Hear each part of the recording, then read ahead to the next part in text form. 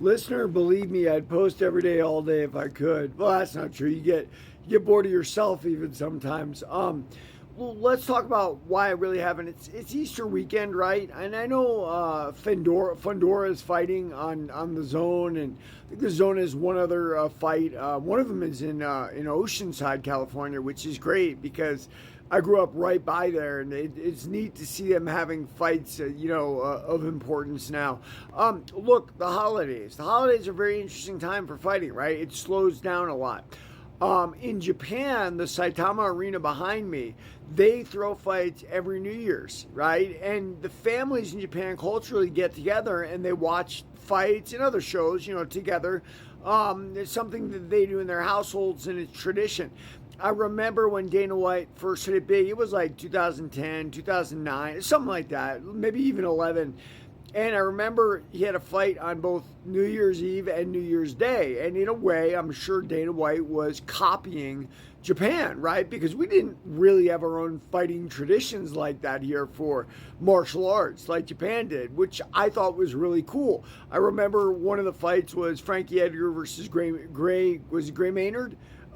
Just an incredible fight, man. Frankie Edgar got knocked down like 3 times, and Maynard came back and should have won the title if there had been like 10-8 scoring back then. But if you remember back then, everything was 10-9. Didn't matter how many times you knocked the guy down. Didn't matter how you dominated the round.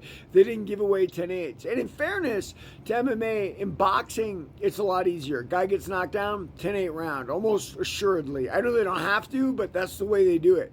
In MMA, it's not quite so clear, right? If I dominate you on the ground, is that a 10-8 round? I don't know. I mean, it's pretty good defense for a guy to survive down there.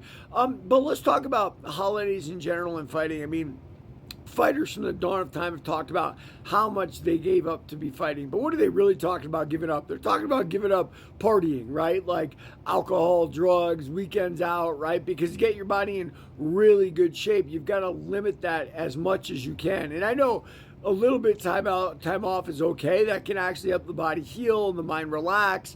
But too much of it, and you're going to destroy a career. So many fighters, even Chris Cyborg recently, I heard whining about that, all the things we do. But I'll tell you something, honestly, in my heart, and I know it's because fighting's in my heart, I don't think that's much of a sacrifice. You look back, those are wasted times, drinking, partying, and whatnot. But times in the gym you always remember, and they're always fun. I still do the gym today. I don't party, that's for sure. But yeah, youth is wasted on the young, right? That's the old saying. Sorry for not posting more, listener. It shows there's not a lot of fights to talk about. When that happens, you guys got to comment, and I can post. Everybody, read my book, Warrior of the Light.